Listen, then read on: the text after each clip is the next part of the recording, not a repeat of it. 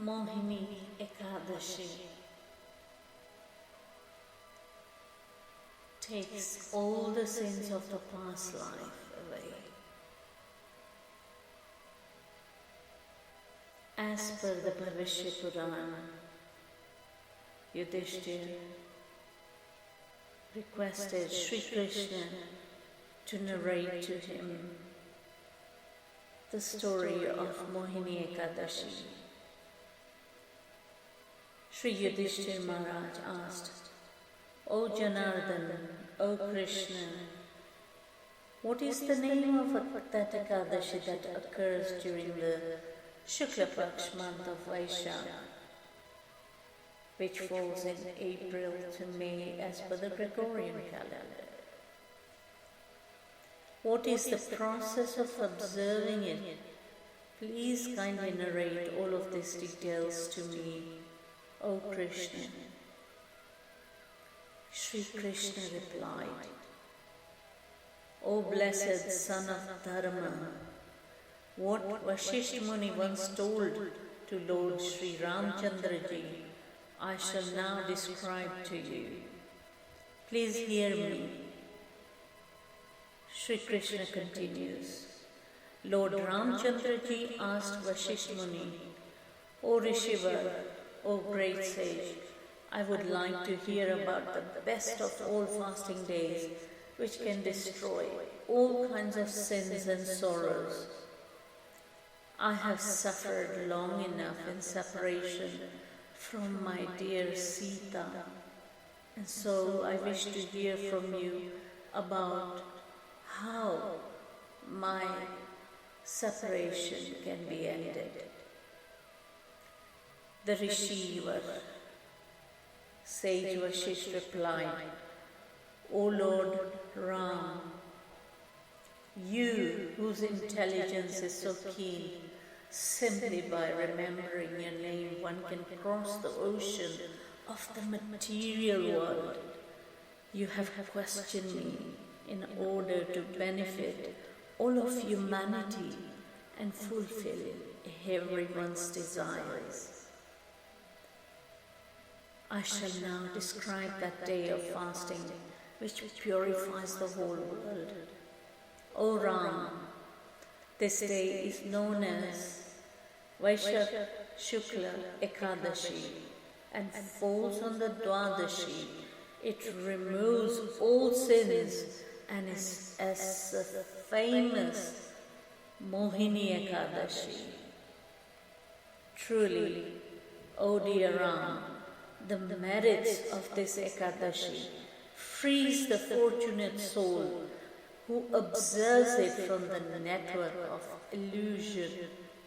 If you want to relieve your suffering, observe this auspicious Ekadashi perfectly, for it removes all obstacles from one's path and relieves the greatest miseries.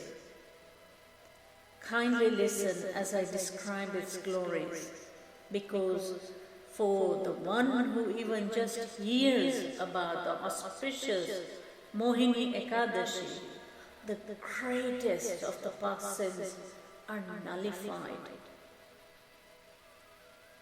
On the banks of Saraswati river, there was once a beautiful city named Bhadravati, ruled by King Dyutiman. O Ram, that steadfast, truthful, and highly intelligent king was born in the dynasty of the moon, Chandravansh. In his kingdom was a merchant named Dhanpal, who possessed great deal of wealth of food, grains, and money. He was also very pious. Dhanpal arranged for lakes to be dug, sacrificial arenas to be erected, and beautiful gardens to be cultivated for the benefit of all the citizens of Bhadravati. He was an excellent devotee of Lord Vishnu, and he had 5 sons, Suman, Dyutiman, Medhavi, Sukriti, and Drishtabuddhi. Unfortunately, his son Drishtabuddhi always engaged in greatly sinful activities such as sleeping with prostitutes and associating with similar degraded persons, enjoying illicit sex, gambling, and many other varieties of acts aimed at gratifying the senses.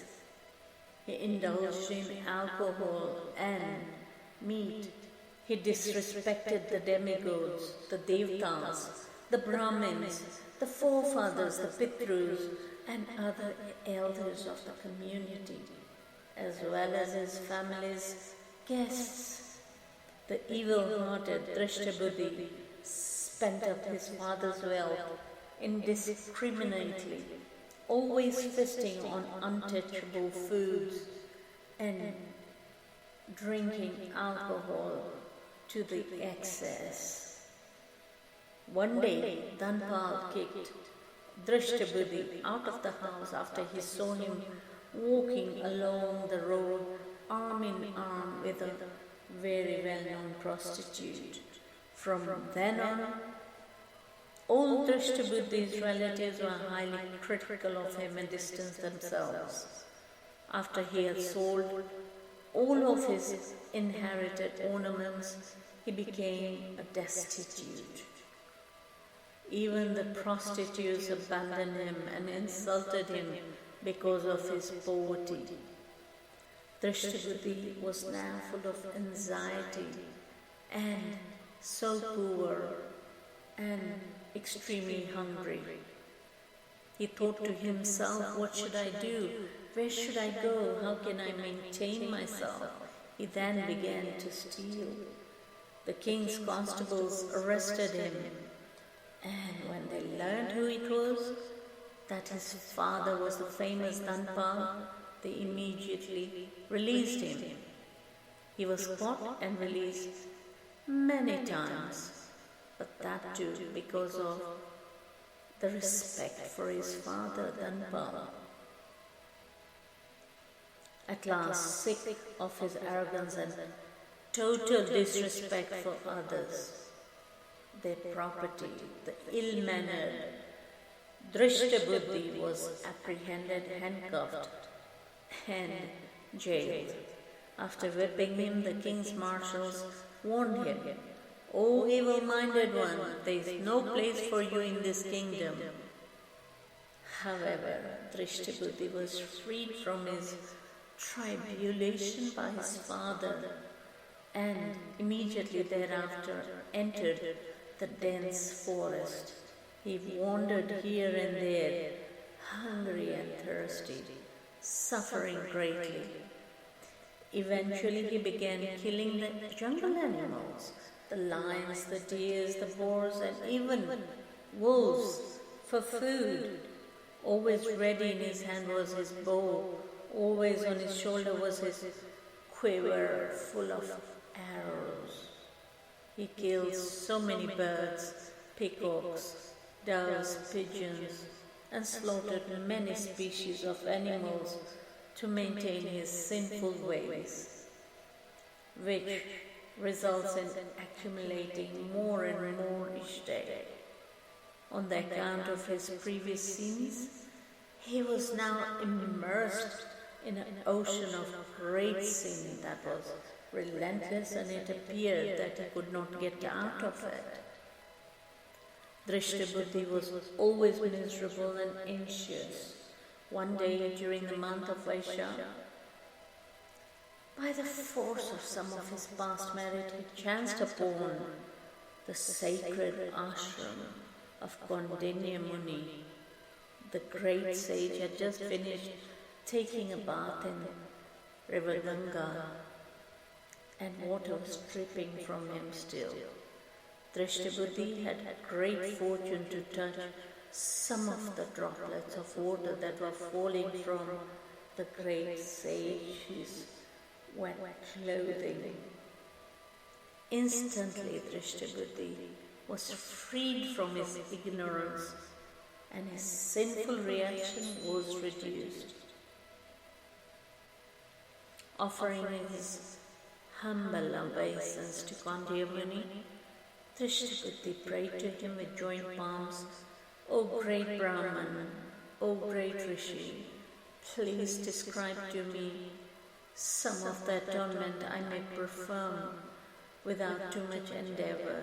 I have committed so many sins in my life, and these have now made me very, very poor and miserable.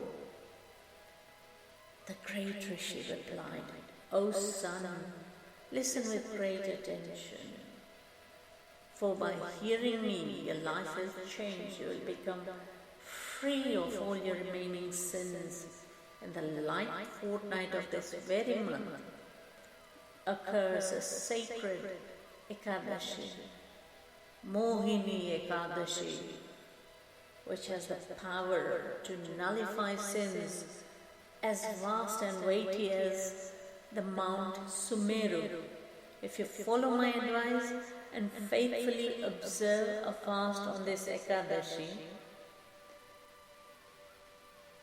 all the sinful reactions from your past,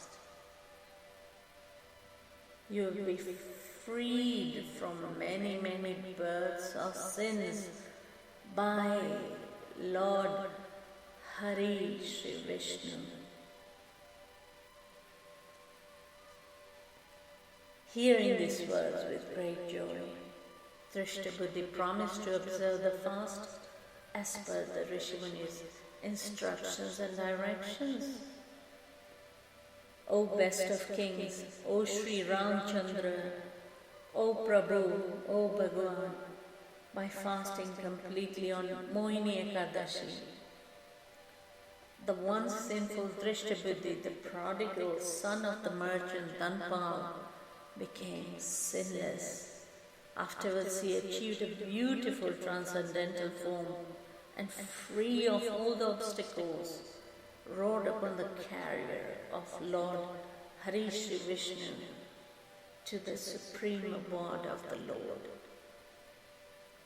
O Sri Ramachandra, the fast day of Mohini Ekadashi removes the darkest illusory attachments to material existence. There is no better fast than this day in all three worlds. Lord Shri Krishna concluded, and so, O Yudhishthira, there is no place of pilgrimage, no sacrifice, and no charity that can bestow merit equal to even 1/16 of the merit of a faithful devotee of mine who obtains by observing the Mohini Ekadashi.